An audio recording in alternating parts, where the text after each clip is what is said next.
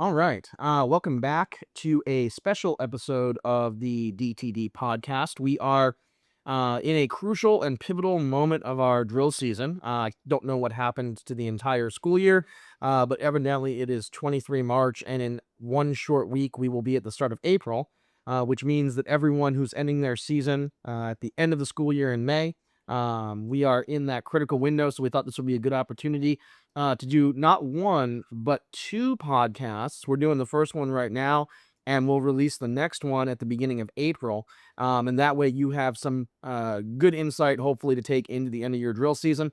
And if your drill season has been done, or if you are in the downswing of it, whatever's happening right now, hopefully this will be good information for you anyway, so that you can take this back and help your teams as you finish this year and prepare for next year. So today, we are talking specifically about what needs to happen for the teams who are going to the end of their season. And you could take this information and really apply it to the end of whatever season you have, but kind of particularly critical right now for the teams that are headed towards the end of their seasons at a national level.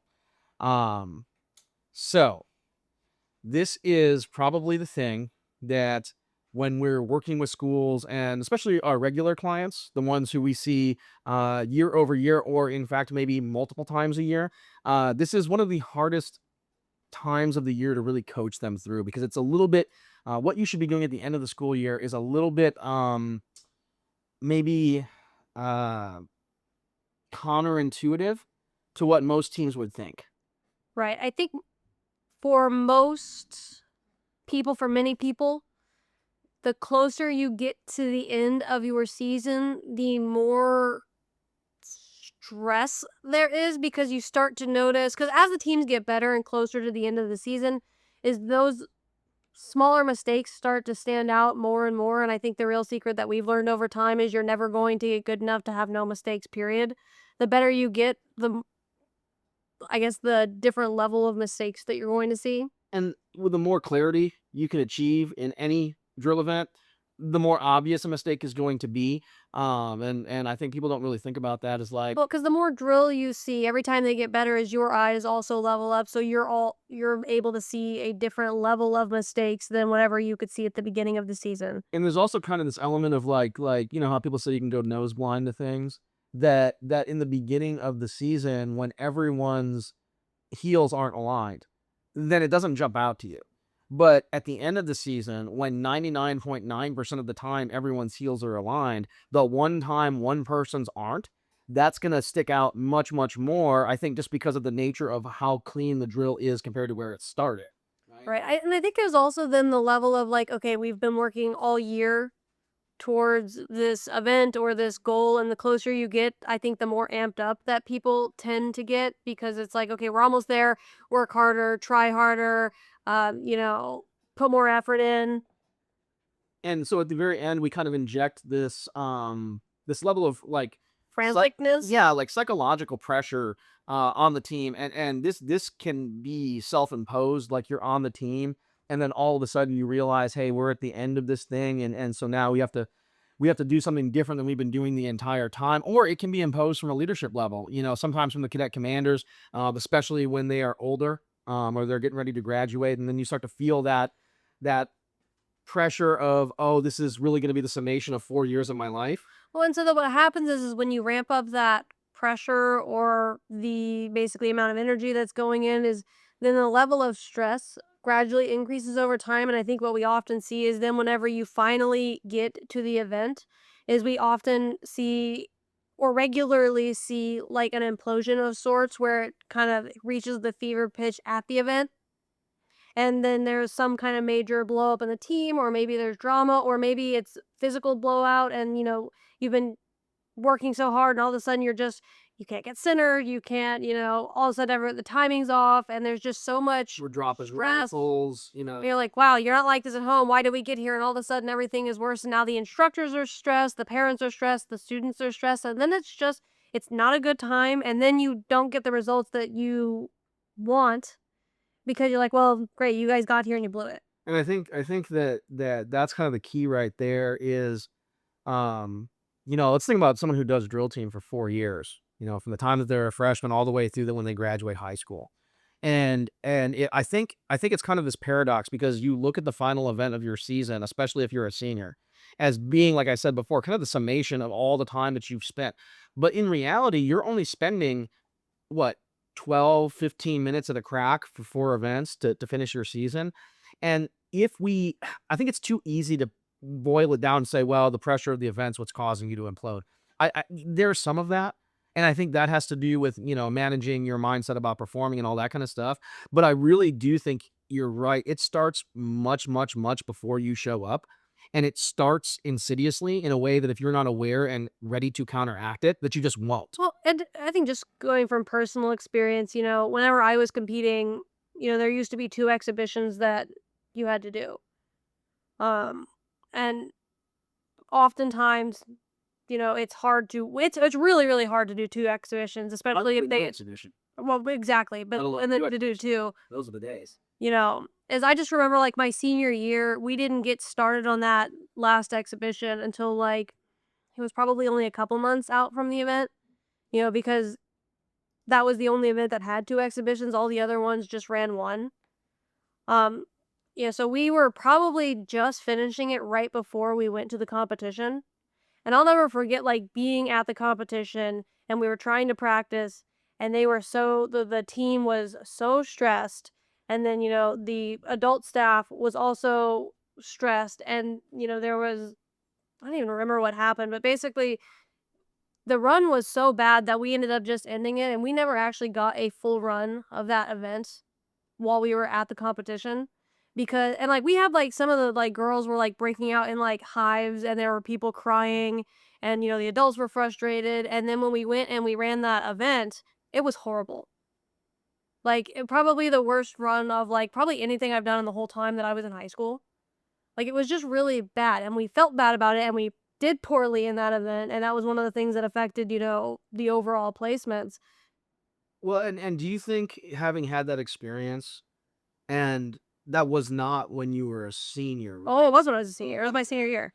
Um, so, I just It the haunts end me. the end of a season for anything, for sports or for performing arts, whatever it is that you do, maybe other than drill team, the end is supposed to be the celebration that crowns the work of the journey that it takes to get you there. And did it feel when you were down there and had that experience and everything is kind of imploding around you and it's not like, is that I'm sure that's not the way that anyone wants their season to end, but does it feel as though that kinda taints how you look at the season in general?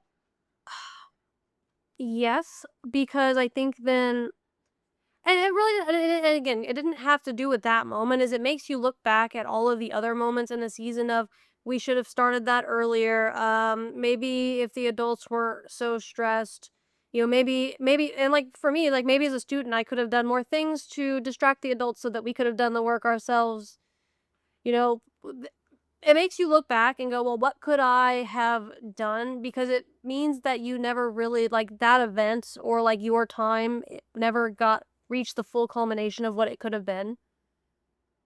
And so, like, that moment was, like, where it came to a head, but it makes you then look back and think about, like, "Well, what could I have done?" As a student, I couldn't have done much more than what I was already doing, but it makes you feel like, are there more things that I could have done? Could I have pushed to start the routine earlier?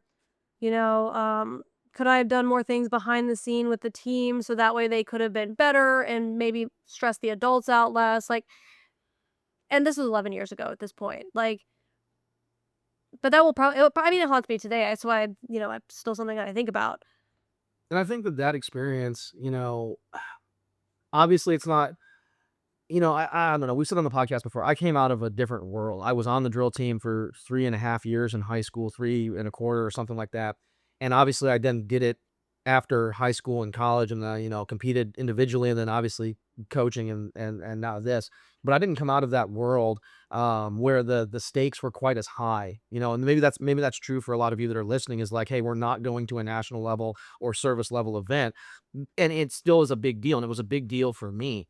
But the reason that we're launching this particular series now. I think it's a talk about how can we avoid that happening. So like I had a personal experience, but then like last year, we were every year when we go to these types of competitions, if you sit out late enough and watch for those teams that are practicing, is you see all kinds of things of people making changes the night before, people still working on You things, see people getting in arguments, and the thing that's crazy to me is like these are not normally these kinds of things. Like let's say that you're out and you're practicing the night before your event, and it's 10 o'clock at night, and you're out there under the parking lot lights or whatever, and someone is saying one thing and you're saying a different thing, and then all of a sudden two people are like literally like going at it. Also, we saw that team last year where they were talking about it, and the commander was like, "Well, why I can't believe you guys don't care about this, and you don't want to practice this. Fine, everyone just go ahead and go back to their rooms." And it's like And about like 9:30 at night. and on a normal everyday drill team practice in, I don't know, September, that kind of stuff happens and everyone just kind of moves past it and it's just the natural growing pains. But because of the pressure of the event and the proximity to the end, everything goes under this magnifying glass and becomes this just real negative sort of thing. And I think that we've seen it so many times. And if it's happening so many times to so many groups, if we all have, and again, I don't have a personal experience like that. And I think it's honest to goodness because in the world that I came out of, what we're going to talk about and the process that we're going to go through is kind of like a given.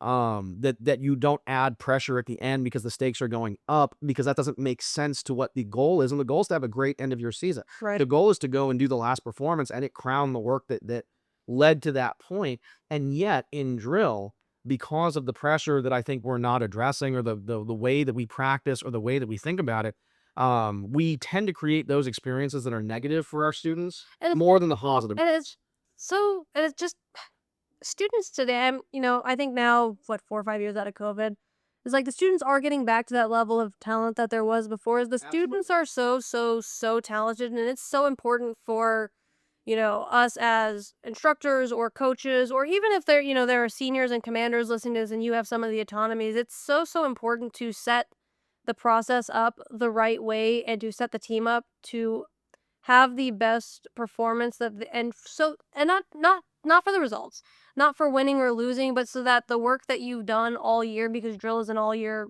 sport, right? It's an all year activity, is so that you actually get to perform the best run that you've done, and so that the people, so that your parents and the judges and whatever videos you take, so that way you have the best performance that you've done.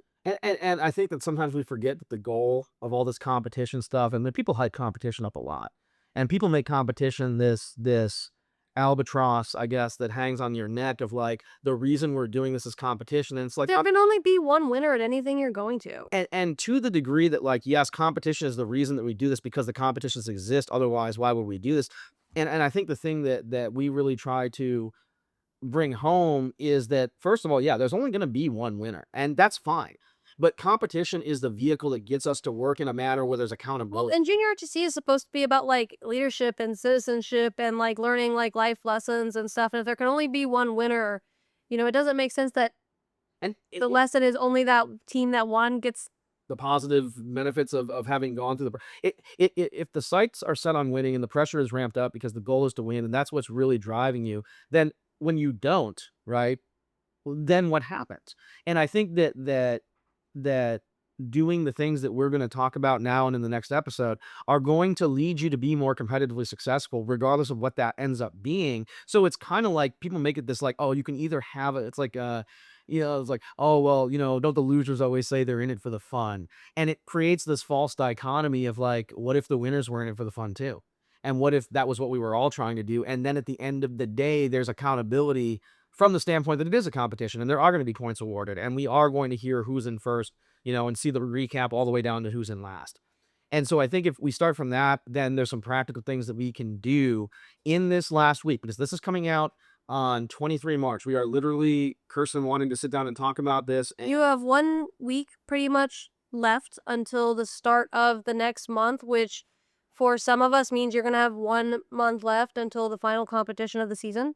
And this is what has to happen in this next week. What do we need to think about? And then when we come back on the next one, we're going to talk about what do you do for the last month? Because I think that very practically, we've talked about it before in other podcasts, and of course we teach this and in our like sessions with our I don't think anybody really believes us, and there's usually so much information around it that maybe it just kind of gets left by the wayside, or like it's just one of the but people don't think about it. but this I'm telling you is the secret sauce. Not just utilized by drill team dynamics this is their process, and they utilize this with their teams. It's like no, I think this is the make or break that even if whatever the placements are, is I think this is the thing that if we had had this when I was in high school, if we had done this, if other teams would do this, I think you would avoid a lot of the blow-ups that happen. and I was very fortunate to experience what this feels like in a different activity, and then to see the franticness and the chaos And of junior and I RTC think drill. for us, having coached a team the past 3 years, getting to see what that end product looks like when you run when you do what we're about to tell you how to do, and you see the amount of space it creates and the level of calm that it allows there to be. And then you contrast that with what most people, I think the traditional thing is like, okay, we're at the end. So now it's like we're going to cram for the test. It's very much we have the exam tomorrow, so I'm going to stay up in the library for all night, cramming all that I can. And then that's kind of the end of the season is like, let's give you an alternative. Let's give you an idea of what it could look like. So, if you were us, if we were coaching a team this season, here's what we're thinking about. We're not. Right now, you have 1 week. That's however many practices are in that week. It might be 5 practices. It might be 3, it might be 2. 3, might be 2. If you're fortunate, it might be 6.5 because you got a drill period, whatever.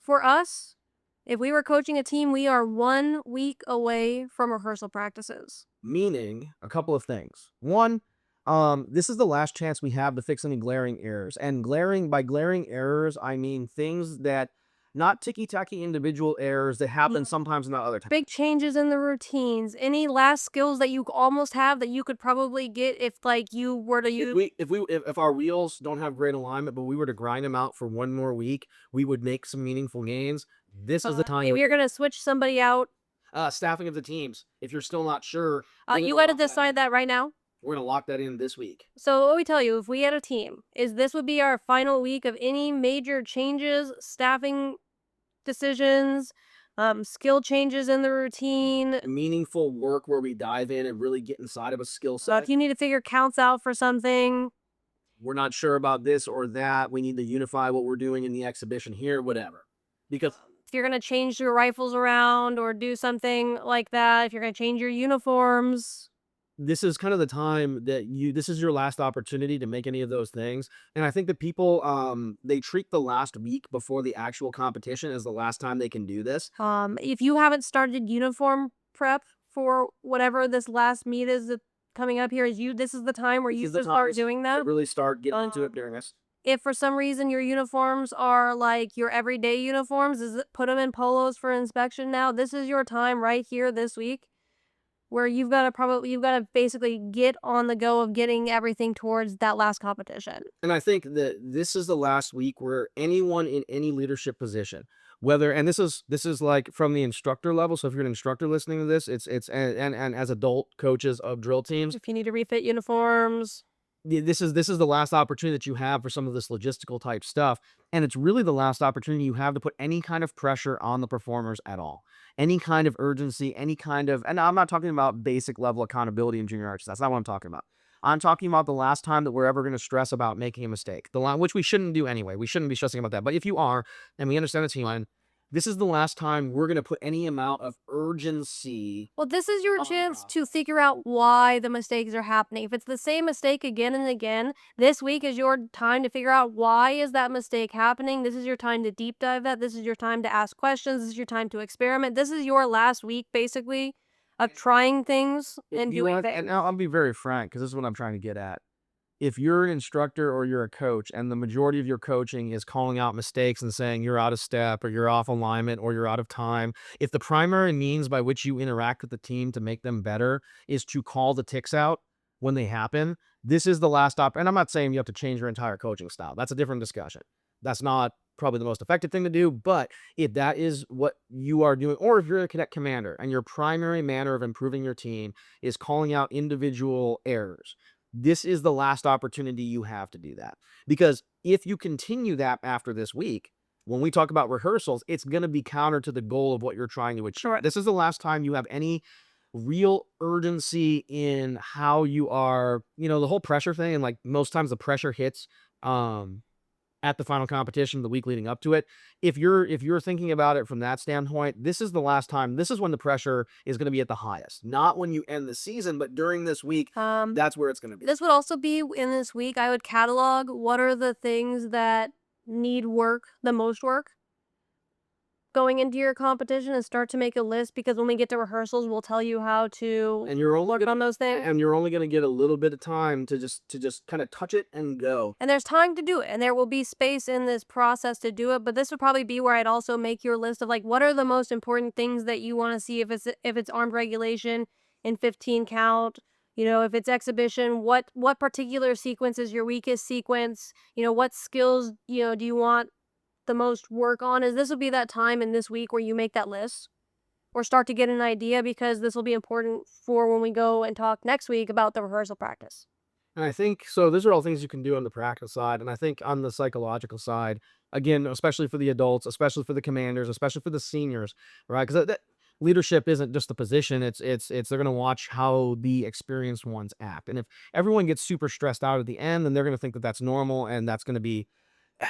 I think from a psychological standpoint, this last week, in terms of how we're going at it and how we're approaching it, this last week is kind of, like you said, the diagnostic of where are we? Because to be realistic, and this is where people get it wrong, in the last month, you are not going to make any meaningful gains that are more important than the comfort you're going to create when we talk about how to approach the last month. There's basically nothing that's going to be more important than what we're about to talk about. Because here's the thing. If you get into this last month and you're still finishing your routine, and let's say you finish it a couple weeks before, that is not enough time to build muscle memory enough that when you get under pressure at your final competition, that a mistake. All to that level, and it'll just take care of itself. It's not going to happen. No, like you are not going to do, like if you're working all the way up until even being at your competition and making changes and adjustments, the chances of those adjustments showing up on the floor are very low, or you have a higher likelihood of repeating the mistakes that you were trying to fix.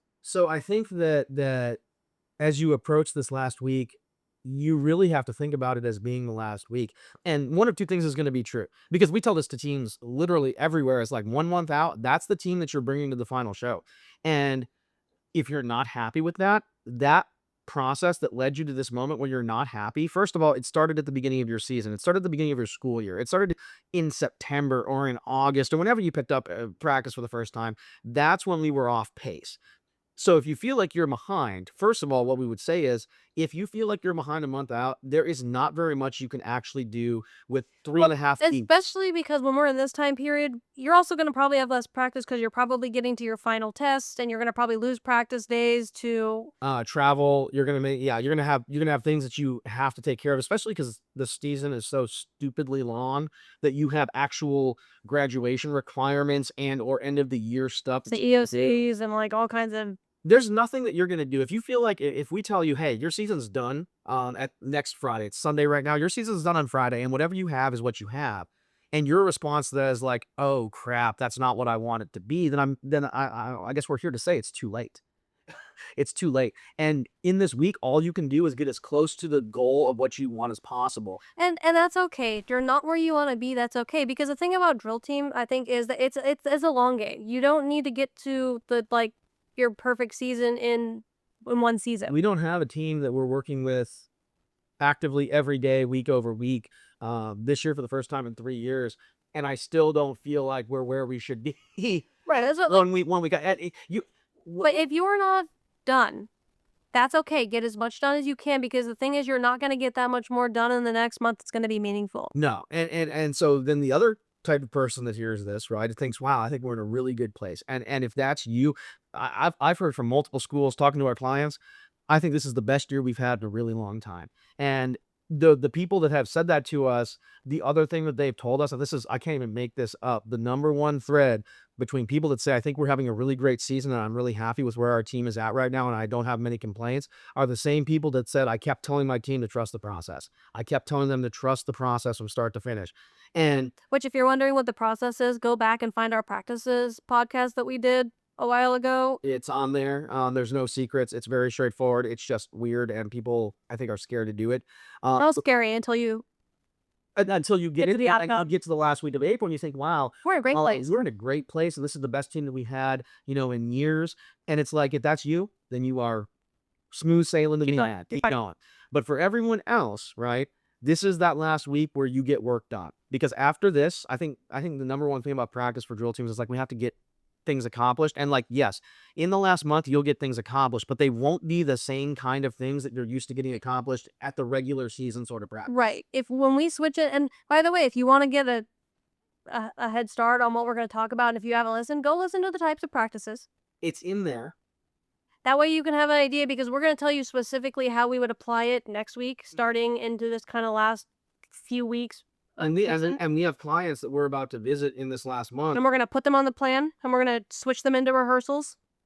And if they trust that process, as we have learned to trust the process, as I was raised, thank the Lord, in this process, is you work and you work and you work and you work and you work, and you get to enjoy the last month of your season. It becomes this really positive, enjoyable, smooth coast to the end where you get to just enjoy what it is that you're doing. Because our goal, if we do this right, is we want to create space. We want to set the systems of organization in place so that when we get where we're going, that if something happens, it's not the end of the world and it's not going to blow the whole team up, is you're going to be able to make the adjustments because you created the space for it. And if we accomplish that mission, what the takeaway is going to be is, one, we're all going to have a better time. Two, that space is going to translate into confidence, and that confidence is going to translate into great performances. Because And then we're going to enjoy the last, weekend that we have together. And when that space and that comfort and that confidence exists, it means that when they go to do their final performance, they're going to be able to think about it, and they're going to be able to enjoy it, and they're going to be able to ideally put their best foot forward. You ever done a last performance of the season where you're so stressed out that you don't have a chance to actually live in the moment? Yes? That sucks.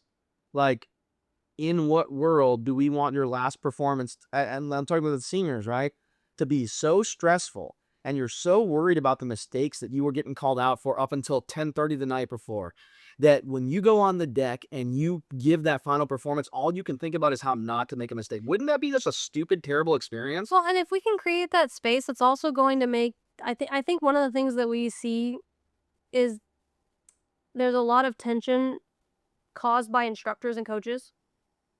Because you turn around and you go, oh my God, the uniforms aren't done. Why do we still have uniforms not done? Oh, you're in the wrong place. You're doing this and that. And I think we see a lot of students at the end not have good runs because the instructors are so stressed that they've stressed the students out. And then the students, by being stressed, are stressing the instructors, and then gets into a negative cycle of everyone is just super stressed and mad and upset. And they're like, well, this just sucks. Why did I even bring them here?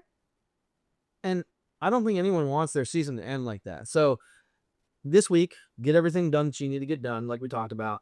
Start planning if you haven't started uniforms yet. Start planning what you need to do, when you need to get them in, by the way. Because you can probably start this on rehearsals and still have time to finish your uniforms, still on stays. But start gathering if you haven't started uniform. Start gathering the things that need to go on them. Start making lists of what things that you need. Edge dressing, if you need to refit uniforms. Again, make a list here in this last week of all the final things that kind of you need, that so that when you get to your competition, you won't have forgotten anything. You have extras of everything. This is your time to do that right now. So when we come back, then we'll talk about specifically what's happening in that last month. We'll talk about specific scenarios and what it is that would be on our minds as educators in this activity, of how to have that really great last month. And hopefully that'll give you some ideas about how to approach this kind of stuff. So that's what we got for this piece of the puzzle. But before we end the podcast, wanted to wrap up with doing a little bit of Q&A, because we put it out to the instructors that we have assembled. of like, hey, I know everyone's curious about what drill team is at the highest level. And if you're a national level instructor, send us your questions and we'll find a way to address them, and try to be helpful in that regard. So before we close this off, I want to take some questions that we had that were sent to us and kind of shed some light on those. And hopefully these are all things that relate, I think, to the end of the season in particular, that I think would be good ones. Where do you want to start? I don't know. I don't even know what the questions are. So this is gonna be going line here. So I'm gonna try to go in order of like relevance time wise. Okay. Yeah. So is there a specific cadence that teams should march at? What would that be or look like? Should we use a metronome?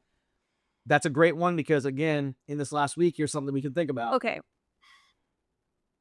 Okay, first go read your SOP. Because most SOPs will tell you what the expectation is. What we have found is that because there used to be a time like where you could check the cadence, but I think that in general, that's very hard to do. And then if you miss it for one team, you have to basically throw it out for all the other teams. So we've just made it easy and said you're either getting a minor penalty or a major penalty, especially at the big national type events. What we're looking for is somewhere in the range of 112 to 116 is usually, you could go up to 120. But we've found that that's rare, that that's the cadence that a team settles on. What we're looking for is the speed at which the team is moving most naturally and most comfortably. And I think that when we approach this as like it's got to be at one whatever, we miss the opportunity because again, no one's counting the cadence. If we were living in an objective world, then this would be different. No one's counting it. All we're doing is going off perception and changing cadence. So obviously consistent cadence and I'm everything is glad this is a question because there's this thing that we've noticed because we've been judging recently for like the past East Coast all the way out to the West. I'm not sure where this came from. It's like teams right now are going at like 90 beats per minute. And I can tell you that as a judge, if it looks like there's really two scenarios. If it looks like you've slowed down on purpose, then that's an easy cadence penalty. And then the question that we have to decide is it minor or is it major? And many times that's decided by how much that fluctuates between marking time, half steps, and quick time steps. But the other thing that's a problem with, so that's on the slow side. The other thing that's a problem on the top, so let's say the manual says 120. We're going to train what happens is people go to 120 and it's not a comfortable speed for the team. So even if they're actually... And when we say comfortable, we mean that their feet and their legs don't move at that speed in a way that looks natural and comfortable on their body. And so a couple of things happen when you're at the top range is one, if it's past the max of what the students are capable of, is that it looks fast for them because it looks like they're trying to go at that cadence. And of course, the answer is yes, they are trying to. So you can't make the 120 this thing that you hang around and say, we have to hit this if it's not comfortable for the student. And then the other thing, and if you do rehearsals, this shouldn't be an issue, is the other thing is that when you're at that top part of the range, if there is any kind of hype or excitement, and then they go even faster than that, it's going to look frantic. And I think the other thing that we're looking for at the top is like, does it look frantic? And if it looks frantic, you're definitely... Because I think if you were to look at probably the top 5 teams at any event and the regulation events, is the things that separate them from the rest of the teams is the level of comfort in which they move. And the only way that you're going to find that is getting on a metronome and starting at the bottom of that range and marching. Maybe do a portion of the card or just march and click it up 1 beat per minute. The first year of the team, the color guard that we worked with was at 109. And 109 was beneath the cadence range. And we can tell you that now because the statute of limitations on a drill neat is non-existent. It was 109. And the reason that no one noticed is because the fluidity of one, that was the cadence at which they were most comfortable moving. And we tried to click it up and we tried to click it down. The next year was at 115. The next year was 116. The regulation team generally sits from like 113 to 116. And it all is dependent on the student. And that's why I can't say there's a prescriptive cadence that's the best cadence because it's based on the drillers you have in the team in front of you. So what we would tell you to do is, I would say today, especially with teams going so slow, I probably wouldn't go below 112. Nope. No, probably not. Especially because when you look at the manuals, like that's kind of where that range, the upper range is 120. And, but I would say start at 112 and literally just have the team go back and forth and do, counter march, colors reverse, or to the rear marches. And then just each time they flip around, change the cadence up or down, and just look and feel like you're just got to kind of look, like basically blur your eyes a little bit. Don't look at them like super directly, and then just kind of observe. There's going to be a moment where it's just like, oh, that's really comfortable. And then talk to the team. If you're the commander, you're the instructor, talk to them. How does it feel? Oh, that felt too fast. Oh, the last one felt. And I at the schools that I've been at in the last 2 months, we've done a lot of this of finding the right cadence. And you talk about the current students in the activity being awesome. They can always tell you when 116 is too fast, but 114 is too slow, so 115 is the speed we're going to go. Like you can get that granular. Your students are capable of doing it, but if they don't have the right tools and not thinking about it, it's not going to happen. So But we've generally found that when they're comfortable, there's not even a question about cadence. And we've also found a lot of times when they're sitting dead smack on 120 and the judges have penalized them for going over. And then you got to go with the video and the metronome and show them, oh, no, it's actually dead on 120. Well, I think we had friends at this last big competition that happened in Ohio where they got a comment that they were going too fast and they were right at 115. Like metronomically, like. And this is at a I think competition. their steps to 1. I'm saying this is at a competition where a lot of the teams were going at that 90, 100 beats per minute, and the 115 felt fast. And 115 wasn't even above the top range of like where 120 is. So look for the speed that the team is most comfortable at. Then going right off of that, this question says, what is something you see that all color guards or most color guards struggle with, or what do they struggle with the most?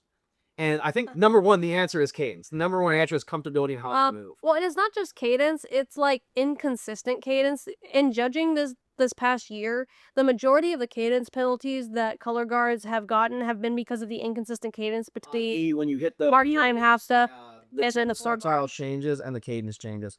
And that's a hard skill to learn.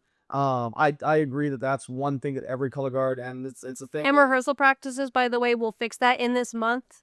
If that's one of the things that you struggle with. If you go to our Instagram and look at the color guard practice plan reel that's posted, it would show you exactly what to do to get rid of it. You have more than enough time between now and then to address that problem. It's super easy. So I think that's probably the thing. I think color guard, timing, alignment, everyone struggles with that. But that to me, it's at a month and a week out. Just do everything on a metronome and color guard, and that will solve the majority. Find the right speed. So going back to the cadence question, find the right speed. And then just run that med all practice. All the rifle manual, all the flag manual. Uncasing, marching, turns, wheels, close reverse, counter march. That will fix all of the timing issues. But I would say as of right now, the number one thing for color guards is the inconsistency. It is so easy to give cadence penalties right now in color guard, and you automatically basically start with a 20 or even 50-point deficit. Okay, so then the next one, because we're working our way into it, I got two that are related. This one says, in regulation drill, what do national level teams still ignore that you wish they would work on more? I know what my answer is. You go first. In regulation drill, what do national level teams still ignore that you wish they would work on more? Like besides the manual? No, I think that the answer for me to that question is the manual, but not as like go read the manual. The thing that, and this, I'm not talking about like teams that are just winning national level events. I'm talking about all teams that attend national level events, right? The thing that I wish that, because those are the leaders in their communities, those are the leaders in their regional areas. The thing that I think that national level teams are still ignoring because they're chasing the ring is the manual. And not because to do the manual will get you more points. In the case where there's two teams and the judge knows what they're doing, yes, it will get you more points. But from the standpoint of, okay, I know what you're saying. From the standpoint of, if you are a community leader that's going on to a national event, be it a service nationals or a multi-service nationals, whatever it is, and you go and you think that, hey, at the end of the day, the goal is to win the meet, you might be tempted, or at the end of the day, you look at the top teams and you say, wow, they're winning the meet, and look at the things that they're doing that are maybe not per the manual. And then you choose to overlook or not dive deeply into it, right? Then I think that there's a very interesting phenomenon.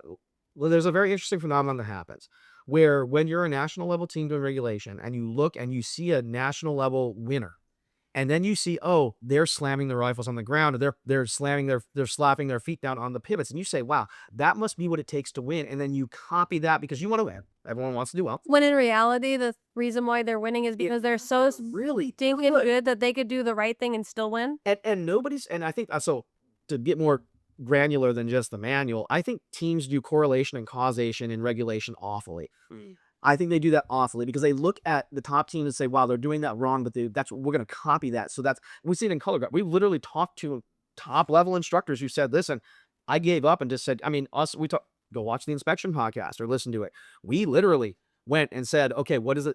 And so that's going to happen. People are going to copy the top groups. But what people don't realize is that those top groups could have maybe gotten more points without doing all that wrong stuff you copy. So if you had to ask me what national level teams are ignoring that we wish they would do more of, is be more authentic to the manual and don't closely correlate success to being wrong. And then get really good. I think that's my thing, and I think to tear off of, I think that is my thing, is people go to the competitive tricks as the fix for doing well in regulation versus is just get good, work hard, get granular in your process. But I agree. I think that coming back to the manuals, what's the point of having a regulation phase where you report in saying the manual that you studied under and trained under and then not doing it? In accordance with Army Training Circular 3-21.5, except when we do a pivot because we want to look really sharp. So we're going to slap our whole foot down. If in doing the manual it means that you would do it less sharp than doing the competitive trick, then I wish more people would just do what the manual says. And the trick of the matter is it won't be less sharp, it'll just be less robotic, and robotic does not mean good, and I think that robotic doesn't mean bad. Just kind of as a hot take is I think in having kind of had contact with some of these upper level people in the headquarters of different services, I think that level of roboticness actually makes what we're doing at drill team foreign and unrelatable. And I think that if I had to make a guess, I would think that we've seen less support whenever as it's become more and more foreign, or as the meta has shifted to being more competition. And they're all going to say, wow, the kids work so hard and they're all so talented and they're all so great. But when they look out across the field from the top deck and they see everyone going, they're not seeing something that they're familiar with. And I think that, okay, so this goes into the next question as well, but I think that to be even more specific, this is more than anyone asked for to answer this question, I wish that national level teams would appreciate that smooth and precise or very uniform with an exacting soft touch when it's required is as masterful as slamming as hard as you can into literally everything you do. Well, and I think there's also a big lesson to be learned is one of the things that we're still doing military drill as an activity for junior JROTC is about the tradition, right? And the tradition of military drill does not include slamming your foot as hard as you can so that you can block your shoulders as hard as you possibly can. And we should be teaching about authenticity and trying to create, a product that's as close to what's written and taught and trained as possible, but at the highest level because it's not just for basic training. And again, that's where that value of precise and uniform but smooth and finesse based is as masterful and shows as much virtuosic quality as being sharp and strong when you slap the rifles as hard as you possibly can. It's not one way all the way all the time. And regulation drill is filled with this, from every surface, it's filled with this nuance of when is it sharp and when is it smooth. And I would put money on it. If the top teams that are winning regulation using competitive tricks would stop doing those things and do what the manual said, they'd still win. And they'd probably win by more because it's very impressive when you. It's not the competitive tricks that are making them win. It's because they're just so stinking good. So this is right with it. In the days of drill being looked at so closely and everything being under the microscope of the manual, what are some things we do that are done well by the book, and what are we not doing as a team that might move us into the exceptional side of the card? Is there a movement you commonly see done by the book, but to be exceptional, you need to go further and do this? Column movements. Note, I think most people are doing a functional column movement in that they are turning the corner, going 90 degrees, picking up a half step, and then resuming the line of march. Column movements are easily, and I don't know why we picked column movements. They are so nuanced. And we have a video, so you can go find the videos on the points to look at for column movements. But as a judge, I only need to watch one in each direction. Two, or of a kind. For the column rights, I'll watch all three because there's only three of them. And then you got to watch the column lefts marching and then the column lefts from the halt to see if they're any different because people do those incorrectly all the time is like column. It is so easy to just give 2 and 3. Like, yes, and see, like the teams will get to the point where they're like 30 full, well, I'll say 30, full size step out of the inboard pivot, and they'll start to do that. And that will But get most you. teams are not even doing No, this. no, but I'm talking about the teams that do. Oh, okay. And then they get to that stage, and that's where kind of like they hit this wall because, yes, to go further to be exceptional for us to get, let's say we're out of 9 points or we're out of 7 points, to get in that top range of like, I don't know, call it a 7 or an 8 out of 9 or a 6 out of 7 because no one's getting a 7 or a 9, right? So like to get to that range, you have to do all the nuanced little things inside of it not well. And I think the problem is people think, are we doing it good or are we doing it sharp? No, the sharpness is about We do it, period. If you did all the things right and still didn't do it well, you're probably, at least for me, at a 4 or a 5. And then if you do it well, that's what I'm saying. You're up at the top. And the things are things like, are we doing alignment to base? In other words, are we pivoting online with where the squad leaders pivoted? And you read the Army Training Circular, I just read this, I don't know why specifically. It talks about it, doesn't the steps to make sure that you hit the alignment. well, because I'm pretty sure that the Army manual says you pivot where the squad leaders pivot, and the Marine Corps order says approximately. But when you look at the diagram, it shows clear lines, right? So like doing that, being specific of like a functional column movement by the book just means that when on all the people line up, that rank steps off together. And like, yes, we're at a place where most people aren't even doing that. They're counting 17 and they're all stepping off together, or the outside is half stepping. Well, honestly, you know what? And I would say for now is I would say people who we talk to and are getting on things like, yeah, people are starting to do the full steps out. By the way, everyone take a full step out on the base squad. If you don't do that, you're automatically, for any judge who knows what they're looking for, you're stuck at a 3. So then it's like, and then I've seen more teams like this season. I've seen a lot more teams trying to do alignment to base. It's been very nice. And so I think that to go, it's resuming the full step. And I think that to be exceptional, you have to not just use your eyes and react to it. You have to practice and choreograph. And you can't just, what place does everyone come into alignment to step on? Well, and you just can't count either, because the other thing that I've seen, so there's a couple of things that I've seen is like, when everybody basically, like right now, a big trend is everybody gets aligned and then they like stomp their foot and then step out. And then I've heard it said that the reason it says when everyone is aligned, and we forget to read the fact that it's like it's describing the squad leader. And then it tells you that every subsequent it happens at approximately the same points. But the other thing is like we get so into like, okay, we have to have a count where everyone gets aligned. And so then they step out and all I do is watch your last person. Because the amount, like 80% of teams that have a step out count, it's too soon. Because your last person doesn't get in. And so they're stepping out, and this poor corner is not yet in. And as soon as the corner has, and if you do that, you're stuck at a 3. Because you didn't complete the column movement. The point of the column goes back to the purpose of the move. The purpose of half steps is to allow everyone to catch up. If not everyone caught up, then we didn't do the move. Like that's what I say. I would say a lot of teams now, like, oh look, full step, great. Oh look, they're trying alignment to base, great. Oh nope. They clearly had a count. That last person did not get in. All the credit that you had on the column movement goes away because you didn't complete the mission. So I would say column movements for sure. Go dive into what the manual says. It very clearly tells you what it wants to see. To be exceptional, that's the word that the question utilizes. We would use the term performance grade.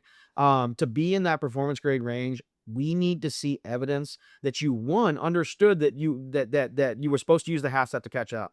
And then 2, that you specifically figured out through practice and trial and error, or watching the video and just borrowing the counts that we've worked with, which by the way are the Air Force counts and they work, of when people come abreast. And to see that happening on purpose, that makes you exceptional. Because that means you tried to do it on purpose. It's not just react. Well, and knowing if you're not now Air Force, you have an advantage because everybody gets to get in. And then you call forward march. By the way, everyone has to get in before you call forward march. Read your pamphlet or the learn to lead. They both say it.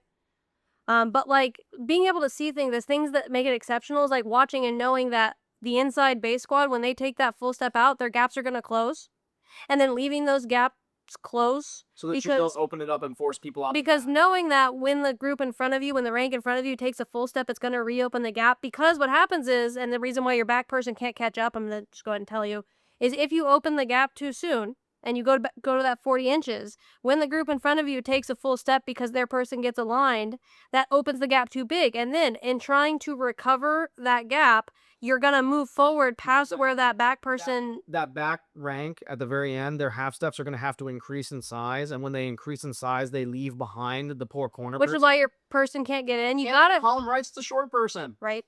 So you gotta let the gap close. Because when you take full step, when the squad leaders align and they open up and the person behind still has 2 more half step, it's gonna open to 40 inches. Versus if you open it to 40 inches too soon, In the half step. then they take the full step, then you're trying to keep up, then your poor outside person, your poor first squad, if you're taking column right, can't make it. Yep. So hopefully that answers those Sorry, questions. I know that's a long answer, but you can tell the column movements are a thing. Well, it is honestly the thing that most people are doing, or they're And it's supposed to the more them than anything else in the card. And to go to exceptional, I would spend. I mean, literally, what did we spend at the last school we were at? We're just literally doing column right for like 2 hours because You need it time. does It's hard. It's a hard skill to master and to have everyone do their. Column movements are really hard. It's the ultimate teamwork piece. Are my step sizes affecting yours? My gap affecting yours? The answer is yes. So the other questions we're going to save because they deal with more of the downswing of the season. So when we talk about rehearsal and swinging down, we'll pull those over. But hopefully, again, if you're a drill team nerd like we are, hopefully this is good actionable intel for you. We will be back with you at the beginning of April to talk about the rehearsal process and the end of the season and how that should work. So until next time, check us out on social media at Drillton Dynamics, all one word on Instagram. If you have questions, just send us a DM, send us an email. You get in touch with us. You cannot bother us. This is all we do. If you have questions that you'd like answered on our next podcast, definitely get them to us. You can get our email and contact information from our website, which is JROTC, drillteamtraining.com. Or like I said, find us on social media. And until then, we'll see you in the next one.